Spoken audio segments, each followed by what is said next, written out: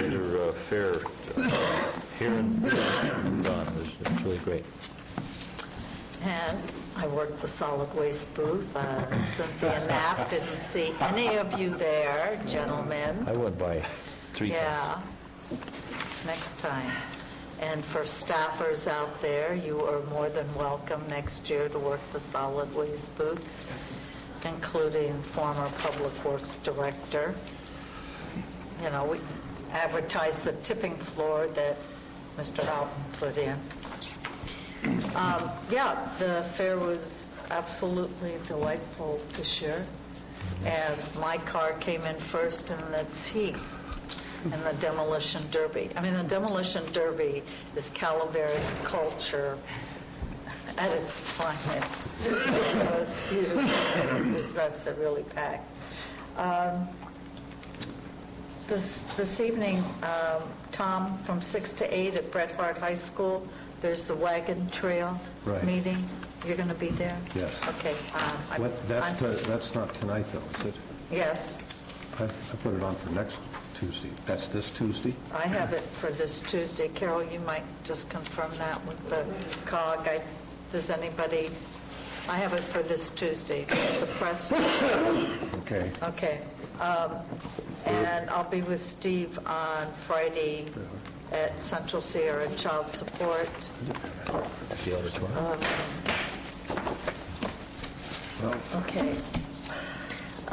Jeannie, did you have some news that you wanted to share with us? Well, I thought I'd give you a little update on the May revise, which the governor held a press conference on Friday, and he began it by saying that California is in a tenuous economic recovery, which it doesn't bode well for most of us. The governor's proposal includes no new taxes nor significant revenue increases and does decrease spending to the tune of $12.4 billion. The governor has said that he will only sign a budget bill that includes budget reforms and pension reforms, but there is little detail as to what that exactly means. Depending on what side of the aisle you sit on, the Republicans seem to be happy with the no new taxes pledge and the fact that spending will be reduced. They think it's a good start with the governor's proposals that are in the May revise. The Democrats on the other side of the aisle believe that the proposals are non-starters, that in fact it's like taking a weed eater to the safety net for poor families and children. So the debate has begun. The January budget assumed that the federal government or California would obtain about $6.9 billion in additional federal revenue. The governor's actually received about $3.4 billion or expects to receive it. So those revised estimates have been reduced in the May revise. The largest hits to the programs throughout the state are in the Health and Human Services area. Some of these were proposed in the January governor's proposal that went nowhere. They're basically being trotted out again. This is the elimination of CalWorks. CalWorks serves about 540,000 families in California. It will save the state about $1.1 billion. He is projecting that the program would cease as of October. Again, the Democrats are not willing to go along with this at this time. But the potential impact to counties and to local jurisdictions is if families and children fall off CalWorks and that program is no longer operating, that they will be eligible for general assistance, which is a full county cost. And that cost to counties statewide is estimated at this point to be about $2 billion. And we'll be talking more about that locally. Additional cuts in the Health and Human Services area for Medi-Cal. There are additional co-payments for services, increased service utilization restrictions, and a new formula by which counties will receive less for our Medi-Cal County administration. So again, we'll be hit in terms of dollars for the administration that CalWorks does for Medi-Cal. Same thing on the Healthy Family side, increased co-payments, increased insurance premiums for families. One of the newest proposals is that the state is suggesting that they take 60% of the mental health realignment dollars, which funds basically our managed care services through mental health. It provides the match to the Medi-Cal dollar.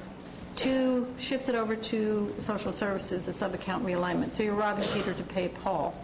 And it's unclear what exactly that will mean in terms of different sharing ratios for the programs we currently have for foster care administration, adoptions, child welfare services.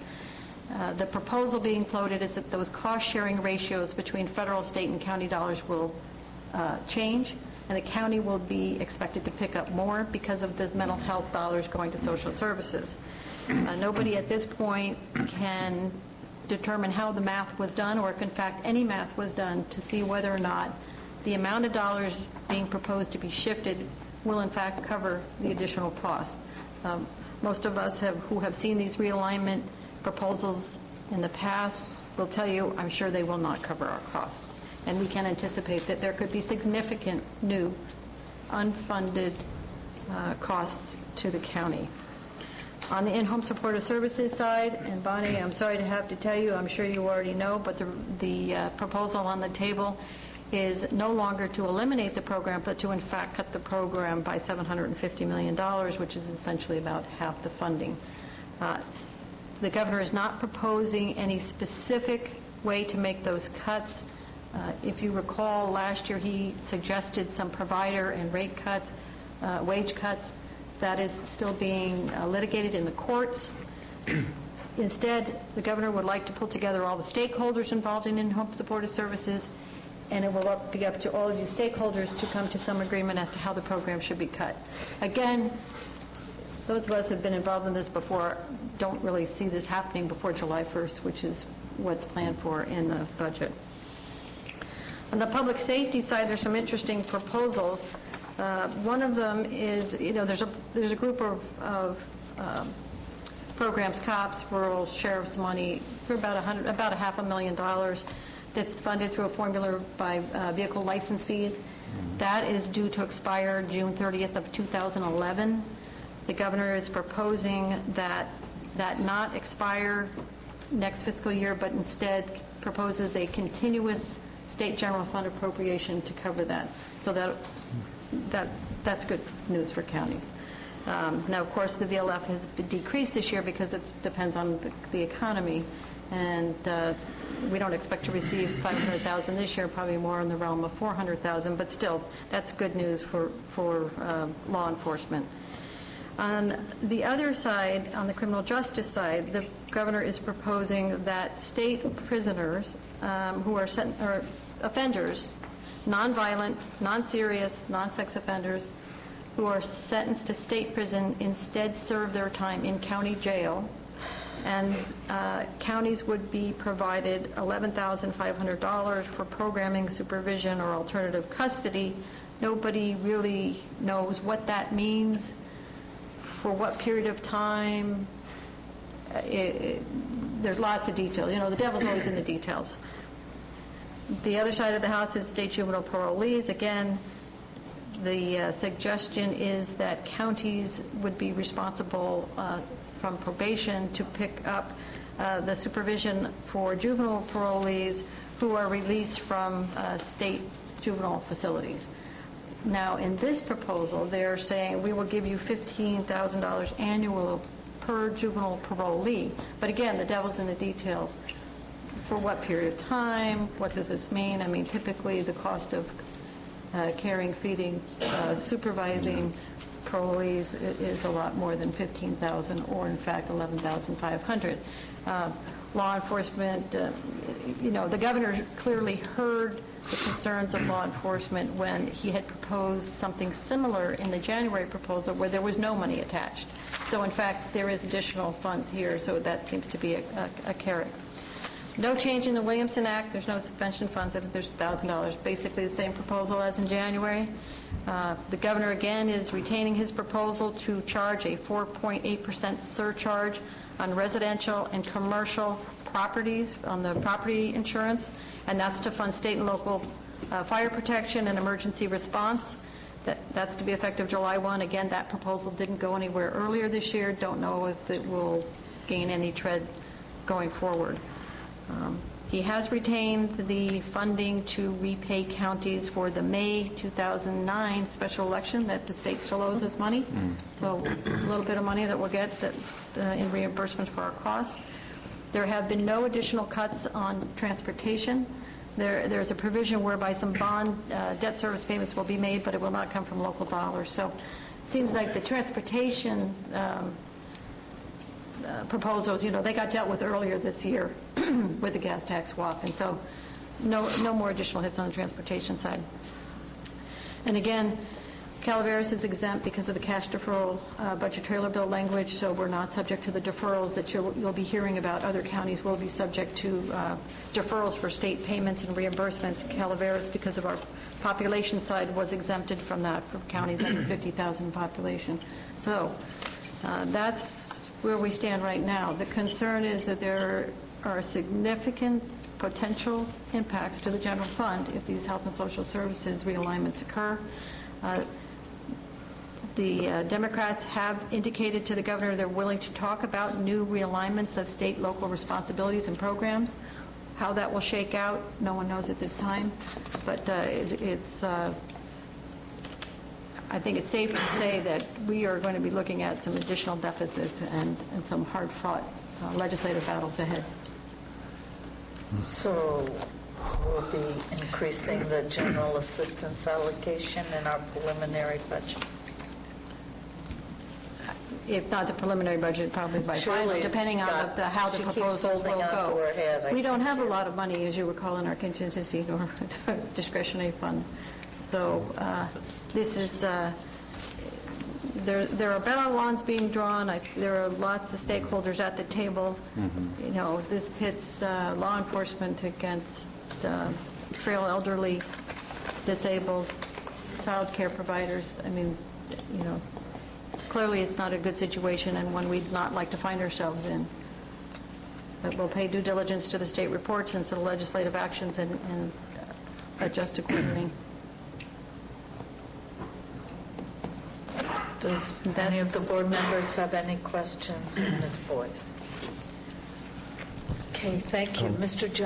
I just have one thing I forgot to mention before.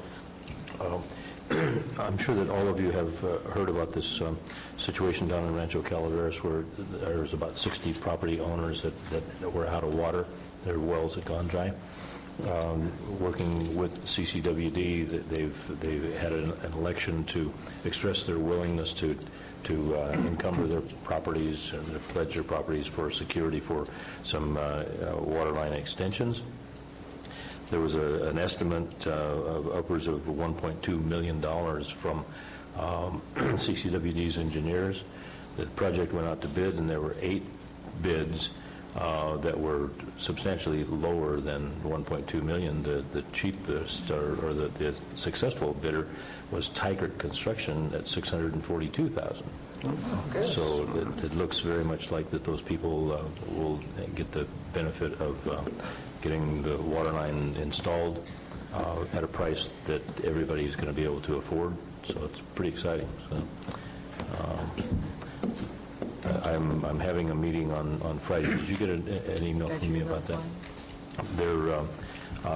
One of the possibilities of lowering the costs on the project is if we could look at identifying the fees that the county would charge. For instance, the estimate on going out to Public Works and doing the compaction tests on the trenches was, at least at first blush, was about $25,000. And that seems to me on the surface of it a little bit hard to justify, because those tests would take place toward the end of the project, and the whole thing can be done in 25, 30 days. So if you have $25,000 spread over 10 or 15 days, that's pretty heavy-duty cost recovery for our Public Works Department. So I just wanted to make you aware that I'm putting together a meeting on Friday to at least broach the subject of whether the county could assist by having those costs be allocated at a more realistic level, certainly to cover our costs, but not beyond. So just some good news. in the midst of all the bad news. Is it your expectation that on that Friday meeting, the discussion would occur about the fees and then come back to the board for board action? Yes. Okay. We're just looking at possibilities, so. There he is. Is there something you wanted to say, Mr. Garcia? And could you introduce yourself? Tom Garcia, Director of Public Works. I understand we had a discussion, or there was a discussion on the water line and the fees that Public Works was charging. Pardon me while I catch my breath.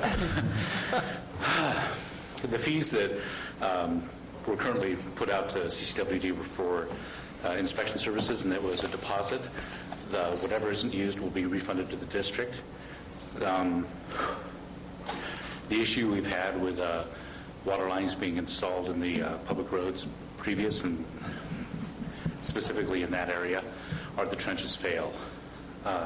When you drive through the roads in CSD1, you'll see long longitudinal failures of the pavement due to trenching activities.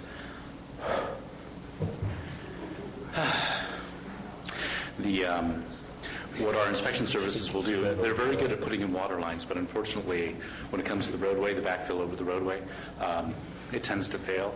The water lines don't, the road does. That's why we come in.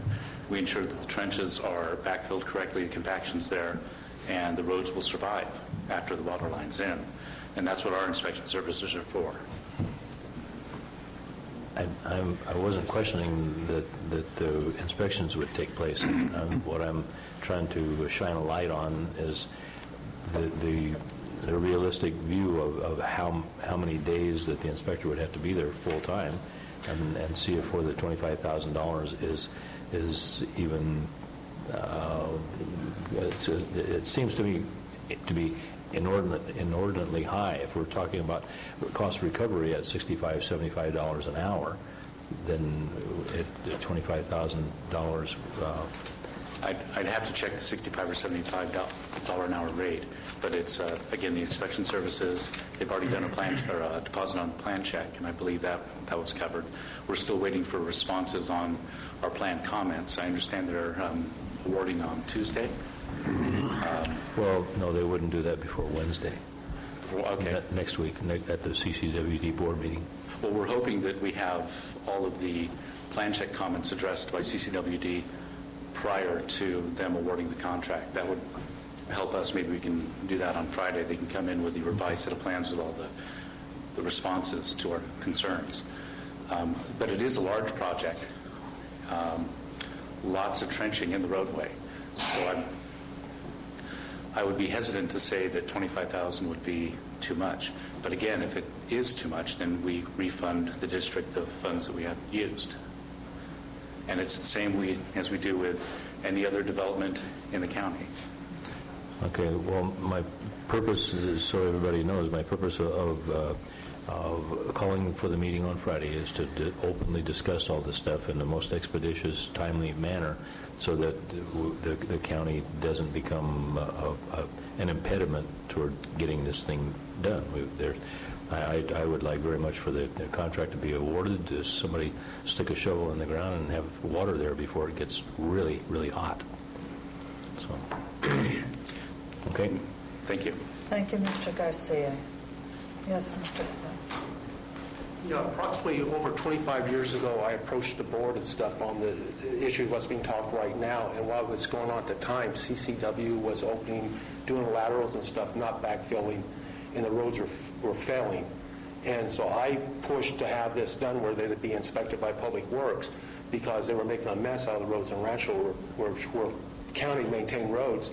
And the county at that time said we couldn't regulate them because of that, but then I pointed out to the county that they had to sign their bonds to approve their bonds, and so the thing was worked out. So I would hate to see anything go back the other way where our roads are being tore up and not being replaced. Thank you. Thank you, Mr. Clark. Okay. Mr. Jones, do you have anything you'd like to report? No, thank you. Okay, we will take a 5-minute recess and go into our study session. We will not take any formal action. We will possibly give direction to staff. Mr. McGreevy, did you have something you wanted to say? I do. We got started. I just want to say, I want 1 minute at a time. This is, and then let Mason and these guys take off. But I just want to call your attention that before you, right here, is the Park and Recreation Plan for Calaveras County. And I'm not exactly sure what the date is, but I can tell you that it says here, the preparation of this map was financed in part through an urban planning grant from the Housing and Home Finance Agency under the provisions of Section 701 of the Housing Act of 1961, as amended by the USGS database. Perhaps Tom Joyner knows. So you might want to come and look at it. It's actually quite interesting. Thank you. For the record, that was Pat McGreevy, the guru Prop 40. What I'll do is we're going to have a presentation by the Park and Rec Commission on their master plan. I'll ask the board any questions or comments they may have. I will open to the public for any questions or comments and possibly bring it back to the board for some direction. And the leader of this discussion is Mason Goodell, who is the chair of our Parks and Rec Commission, and Rob Houghton, who developed the master plan. Mason, thank you. Thank you, Madam Chair. And I assume this microphone works well enough where I don't have to lean and be not too conscious of it. Don't always do well with those. Thank you very much for having us.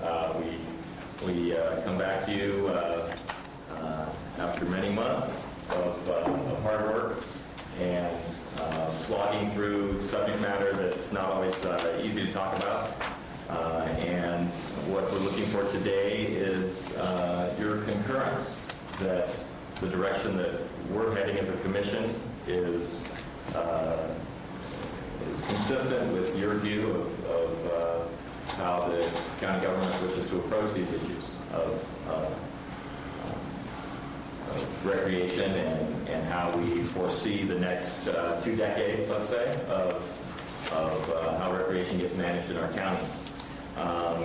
Again, we come to you with a lack of presumption. We don't want to assume that we know what the will of the board is. We do work for you. You have appointed us, and you've given us tasks. Those tasks we work hard at, despite lack of staff, lack of funds, lack of any significant political power.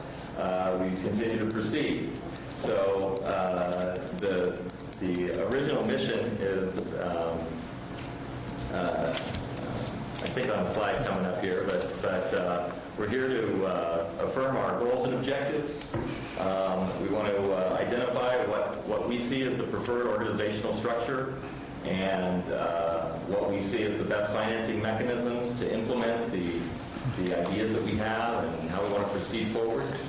And we want to get into a little process, a little wonkiness, let's say, in terms of how this master plan gets adopted and then what subsequently happens.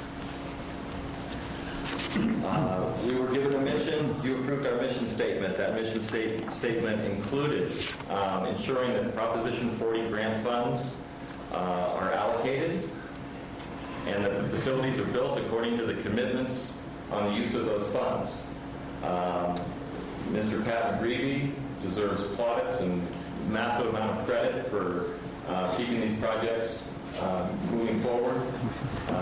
Our District 2 Commissioner is owed a tremendous amount of gratitude by every citizen in this county.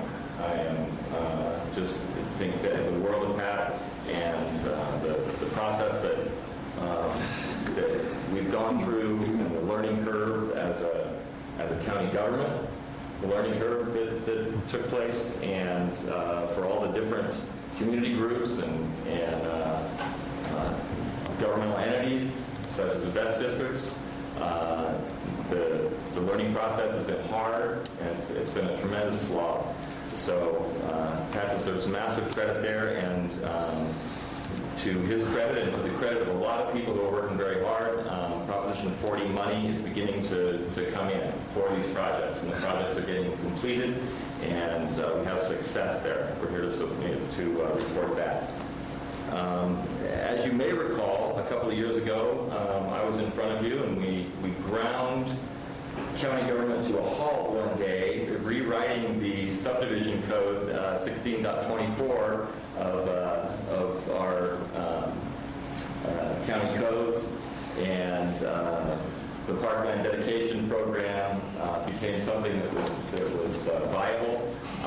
We developed an interim master plan in conjunction with rewriting that subdivision code such that development in Calaveras County includes and the process is committed to parkland dedication within subdivisions. So your commission has done that for you as well. And again, that was not an easy process, and we made it through. That was, the initial goals, and beyond that, we knew we needed a master plan that had some teeth. And the process by which we have shared ideas and have, even to the extent of defining what the heck a master plan for recreation and parks would be. We had to start there. No funding. We couldn't call up our local consultant group and spend $60,000 or $80,000 on some prefab templated document that would just apply to our county. So we've done it the old-fashioned way. We've ground this out. The help of Rob Hogan has been tremendous, and I just want to give credit where credit is due. And also, I want to mention Jim Cutler back here has returned to our county. He was a tremendous help in the days of our Recreation Task Force. He is still an advisor from long distance, having moved, to lower elevations down in the Banana Belt in the Roseville area. But at any rate, we appreciate and value Jim's opinion and the help he gives us technically. So at any rate, we're on track. Years 1 to 3. This commission was formed on May 22nd, 2007. So we're still within somewhat of a guideline. So it's true that government is a long, slow process. Those of us who have never worked in under the auspices of government before had to learn that the hard way, but it's still, we're on target here. So what's the status of our master plan? As I said earlier, the interim plan was adopted by the board in 2007. We took a lot of input from our various task force members. If you recall, there were originally 25 different people on the task force, 5 appointees by each of the county supervisors at that time. It was a very cumbersome group. The good part was that there was a massive amount of representation.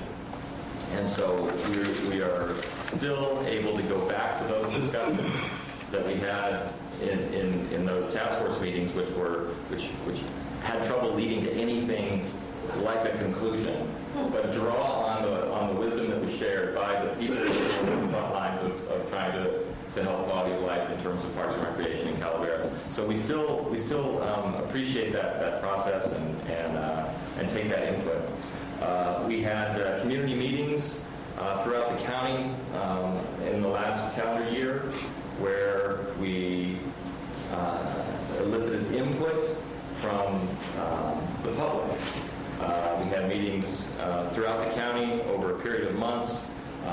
That has given those meetings have given us a tremendous amount of content for our capital improvement plan portion of the master plan, and given us direction as to where we want to head. People ask me, what'd you learn? And more than anything, I learned that people like to walk everywhere in our county. That is the number one recreation activity of Calaveras County residents is walking. People want to be able to walk, they want to walk safely, and they want to walk in a variety of places where they feel good.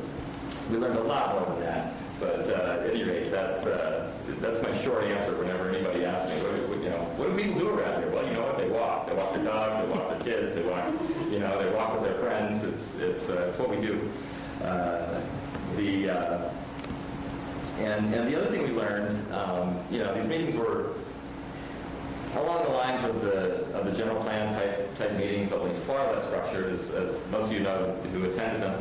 But what we learned is that people are really into recreation. They're really into quality of life. They live here and want to be a part of their environment. People appreciate the serenity that we have in our county. They appreciate the natural environment. They appreciate the community involvement. They appreciate and want to be a part of community gatherings, and they're willing to help. Everywhere we went, people were willing to help. They want to volunteer. And truly, this is the tradition of recreation that we have in Calaveras County. So a great deal of what you saw in the documents that were presented in the board packet, and what you see on the screen today has been done by Rob. And I again want to just thank Rob for all the help that he's given us in this process. Rob is not a commission member, but is truly appreciated with his attendance at our meetings and the input that he gives us. It's just amazing. As part of Rob's involvement, he contacted the planning folks, and we have met with George White, who is in attendance today, and with Brenda Gillarde, hope that's a strong P there, and who's your general plan coordinator, I think is the word, or director. At any rate, we shared far more of our working draft documents with them in terms of getting their input than we have put to date so far, to just check and see if the direction we're heading and how we're presenting ourselves is consistent with the goals of the master plan, or the goals of the general plan. What we don't want to do is create a recreation master plan that is inconsistent with the general plan. We also don't want to create a recreation master plan that's inconsistent with the bicycle and pedestrian plans that have come out of COG. So we're cognizant of that, and want to have a document that fits within all the structures of our county. We'll let the planning people comment on how they want to use our master plan if they care to, following the discussion. But my take as your non-governmental guy involved in all this is that this would be a document of record for which, or to which, the general plan can refer. And within the master plan, there's a design to review it every 5 years. So this record, in regards to how recreation is, how we posture ourselves, what sort of improvements we want to make, what direction we want to go, this can be modified far easier than a general plan update can be modified. And we want it to be a dynamic approach and a document that is enforceable over time. So the goal, again, is to, within the content of, or excuse me, the context of these other plans, is to have our plan be consistent and workable. This approach, I want to read my notes here, can memorialize the community's vision for parks and recreation. It can allow flexibility in meeting the community's recreation and park needs. because it's amendable and it can secure benefits from the programmatic CEQA review. At any rate, this is not a draft or a public draft copy that you've been given. You've been given 2 chapters of it, the governance and finance. You've been given an executive summary. The process that we're proceeding with here will involve a public draft copy that will be presented to you in the future should you approve the direction that we're heading here and we proceed with that, for which public comment would be invited. So that's part of our process. Okay, our goals, our master plan goals. We've narrowed it down to 5. At one point we had more, but we have distinct goals for what our master plan is going to do and what we want to achieve. Our first goal is to grow and link the systems of parks, trails, and public lands. Develop the county system of parks and programming that offer all people opportunities to be active and healthy while enjoying safe and well-maintained lands and facilities. These are parks, these are trails, these are identified bicycle roads, these are dog parks, swimming pools, all the different things that you can imagine fitting into recreation. That would be the system we want to provide. These things need to be safe, they need to have quality, and they need to meet the community's needs. Those are some of our criteria. Within this goal, we need to have a methodology of how we develop and maintain a capital improvement plan that is workable, so that the infrastructure we're building makes sense with the finances that are available, as well as the needs that are required, and then subsequently management and maintenance of these facilities.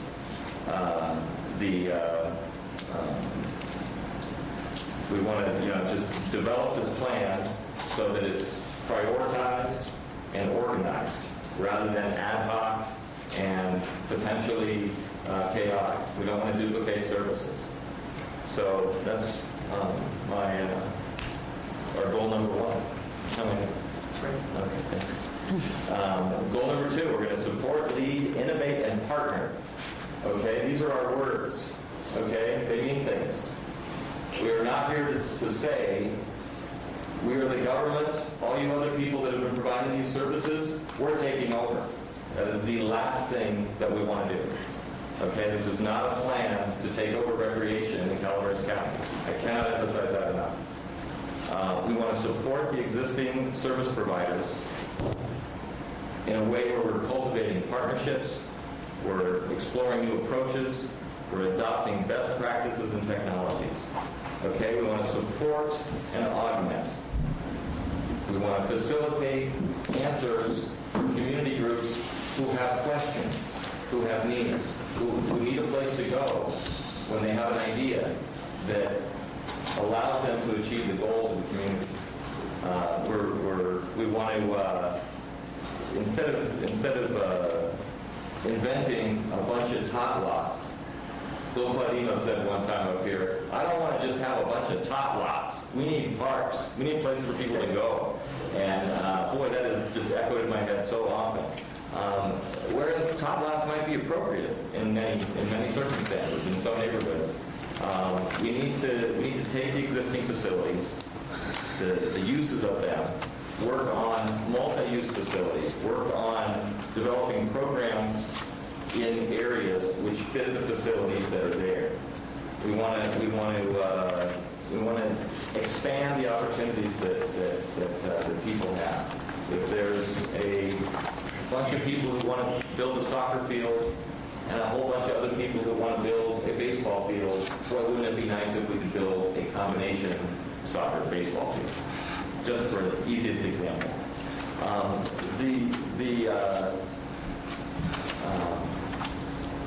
When my kids were in preschool, I had one that was praised for playing well with others. And that's what we want to do. I had one that was was not praised for playing well with others. But at any rate, I got 2 boys. They're the same.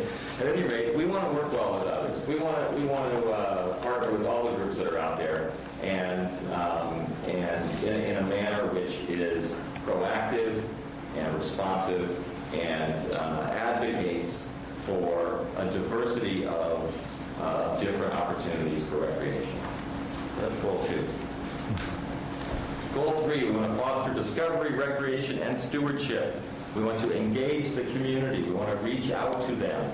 Okay, we want to provide volunteer and cooperative experiences for people to discover, enjoy, protect, and restore their parks, their open space, their ability to be in touch with our natural beauty, with the environment that we live in here. And this is where we get to talk about programs. You know, what do the kids do after school? Why is it they're just hanging out at the shopping center? How can we get more of our citizens out on our trails, experiencing the forest, seeing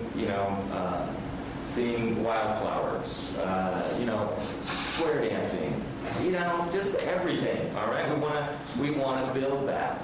We want to have those opportunities available. Get kids out into the world, get them engaged. There's countless studies of juvenile delinquency, young adult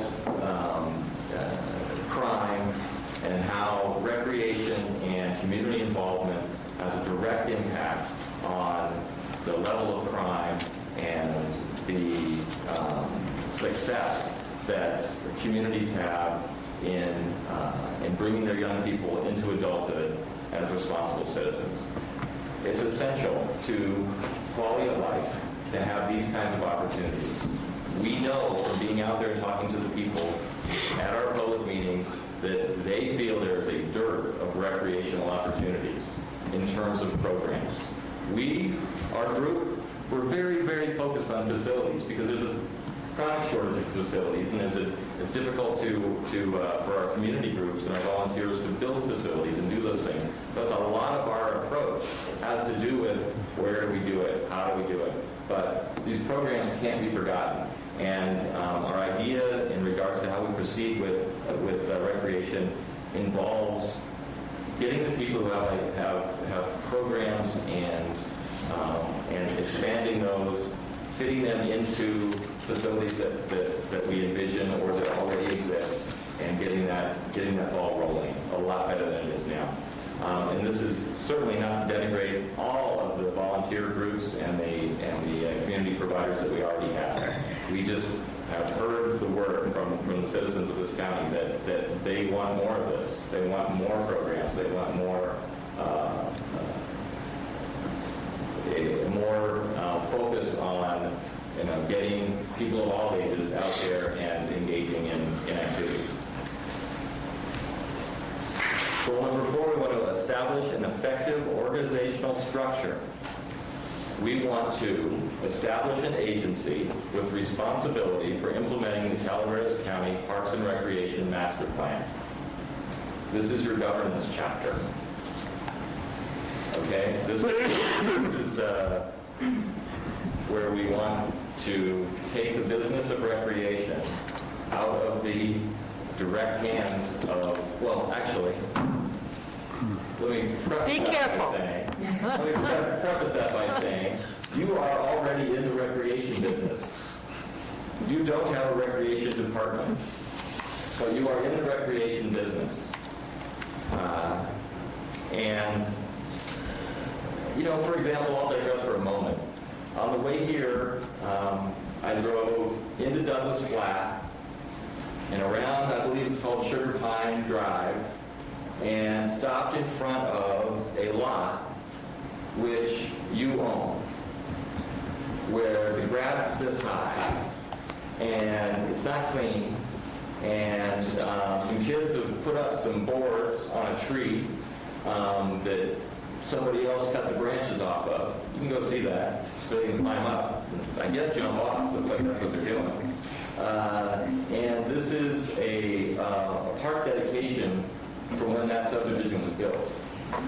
And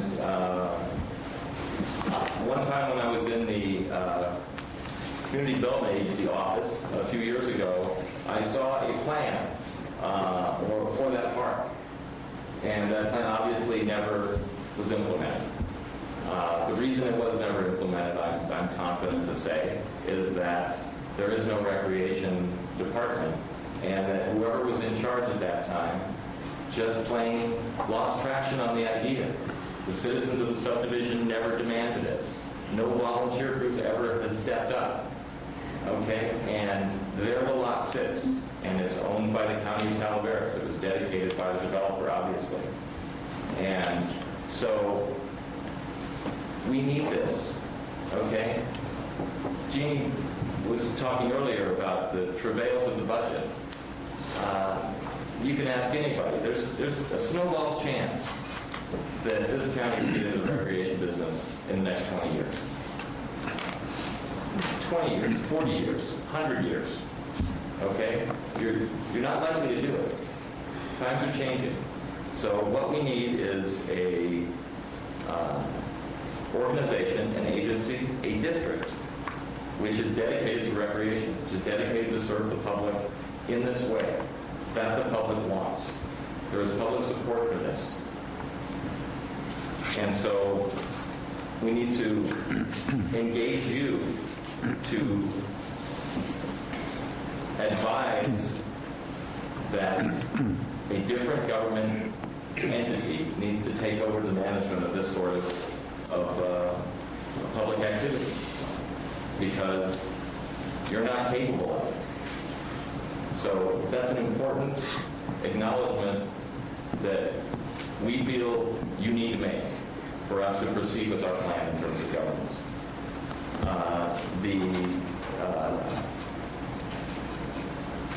This government district agency would need your help in terms to be creative.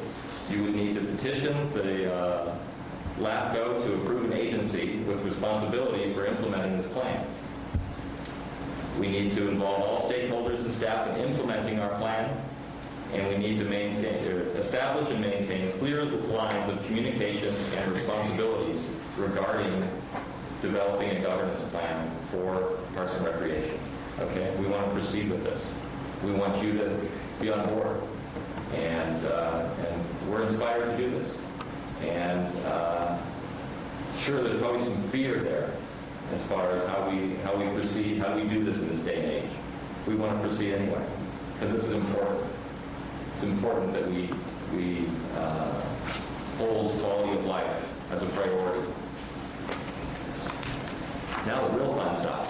Fulfill financial needs. Achieve a sustainable long-term financial viability that satisfy operational needs, capital requirements, and desired programs and services. Okay? How the heck are we going to do that? Well, it's going to be very difficult to develop a governance system without this. Okay? You might as well just have a Parks and Recreation Commission with no power, no employees, and no money, because that's what you got now. We're doing our best, but this is not a long-term, financially viable system that we have right now. We don't have that. We need to proceed. Okay? These financial needs need to be met, and we need to secure funding to support the preservation, the enhancement, the development, the operation, and the key thing, long-term maintenance of parks and recreational facilities. We need to maximize efforts to secure grant funding and donations from all available sources to support park facilities and recreational programs and services. Okay, we need to develop within this financial plan a 5-year capital improvement plan to identify priority projects and funding needs. We need to assure that the Quimby Act that we've integrated into the subdivision code can be implemented. We need to support legacy fundraising activities of our partner agencies, organizations, and communities. All of us have flipped burgers. All of us have poured beer at the fair. All of us have gone and worked at the street fair. All of us have done all these things. Everybody probably in this room has done that. And some more than others. We know how that feels. You know how it feels after you're done? It feels really good because you've helped in your community. You've participated in quality of life. That's what we heard when we went out and did our outreach. People are okay with that. They like our volunteer structure. Okay? But our volunteer structure needs help. This is what we need to do. We need long-term financial viability. We need these groups to be able to seek out help in terms of our governance agency and get responsive help, get the answers, and have somebody focus clearly on those types of goals in order to get the things done that our communities really want.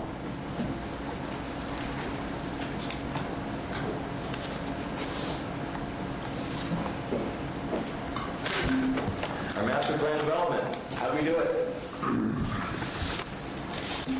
There you go. Inventory assets, defining goals and objectives, identifying needs, assessing our resources, and setting priorities. I look at this line, this swoosh, as actually something that is cyclical in terms of how a recreation district could proceed with continuing to learn from experience and continue to modify the plan to meet the community's needs. These things can be done over and over again. It's a process of taking inventory of what we have, seeing what we want, seeing how much it will cost, establishing priorities, moving on. This is a process. But this is the process we've gone through to get where we are. Okay, needs assessment. Why do we need more and better parks and recreation? Our population is aging. Tick, tick, tick, including yours truly. We all need to recreate. We all want to be healthy. Okay? We have economic activity that is less than robust. We want to encourage economic activity. Invite people to our wonderful land we have up here. Get them on a trail. Have their bikes ride on our roads. Let them play in our parks. Come up here and enjoy what we have as a quality of life. Okay? That will enhance economic activity in this county. Okay, childhood obesity is an epidemic. Kids need a place to play. Sometimes they need a little structure. Sometimes they just need a field to go run in and tree climb. Okay, we want all those opportunities to be there. We want the organized activities to be there. We want the less structured activities to be there. Our children leave our communities when they become young adults, presumably to pursue opportunities elsewhere. Once they get bored of the Murphy's Hotel, the young adults tend to move. They go down to the Black Bart, and they end up going somewhere else because there's nothing to do. They play softball. They're involved in things in our community. We have a hard time with retaining those who grew up here to stay here. And that can be enhanced by what we're proposing in regards to the programs and facilities we want to build. We do not quit playing because we grow old. We grow old because we quit playing. We need a place to play. Okay. Our needs assessment includes, again, emphasizing that our organizations and the recreation providers we presently have are volunteers, nonprofit organizations, and the process that they go through to give to our communities is tremendous. They need support, and they need additional facilities. Too few and far between. Residential areas lacking neighborhood parks. Residents lack access to the community parks and the playfields. They have to drive to get where they need to go, sometimes very long distances. Much of our public land lacks reasonable access, trailheads, organized trails, and parking areas where you move on from there to go experience nature. Our residential areas lack walkways or trails that link the residential areas to commercial districts and public spaces. It's hard to walk to the library. Okay? We had a woman in Valley Springs tell us, I can't get from my house to town without walking along Highway 26 and risking my life. That's true all over the county. People live along these roads that have hardly any shoulder, and they walk their dogs and they risk their lives. They ride their bicycles up Murfreesbury Road, Tom, because they don't got anywhere else to ride their bicycle. They can go a different route and risk their lives on that road. They need a place to ride. We want to give them a place to ride. Okay? The existing facilities we have are undeveloped in regards to their ability to provide a diversity of recreation. We need to help our providers improve their facilities so that we can offer more recreational opportunities. The existing service providers express frustration with funding and ongoing operations and maintenance. It's real easy to get people to volunteer to go build something. It's really hard to get people to volunteer to go clean the bathroom, or fix the sprinklers, or trim the trees. So they need help in that. We have minimal coordination or mutual support between groups. We have multiple groups buying insurance for the same purpose. We have registrars with databases that they build for their community group. Those databases are not shared. There's a whole bunch of duplicity of volunteer activity that could potentially be assisted by an overriding entity that could provide mailing lists and other resources such as that to these organizations so that they have an easier time at their board meetings allocating their resources. Nobody volunteers to be the one to fill out the liability insurance forms when they want to help the soccer league, but somebody does that because it has to be done. And so to facilitate those types of activities is part of what we see as our vision. Okay, speaking of our vision, we have a regional plan for parks, and we have a regional trail system plan. Our parks, we want to be involved with community-centered planning. We want to be able to have our parks be near where we live. We want our parks to be a part of our lives. We want it to be an easy thing for families to go to the park. Okay, and this modified standard comes from the National Parks and Recreation Association, and it involves these different types of names of parks for different areas. And so a neighborhood park, every residential area as a goal would have a 1-acre park within walking distance that offers an open space, a playground, and a picnic area. Okay, these are our vision. This is our vision here. A community park, every community would have a 10-acre park within a mile of the town center that offers playgrounds, playfields, picnic areas, restrooms, links to walkways and trails, and a recreational focus like a swimming pool, skate park, horse arena. You let your mind wander. Okay? Regional parks within a 30-minute drive.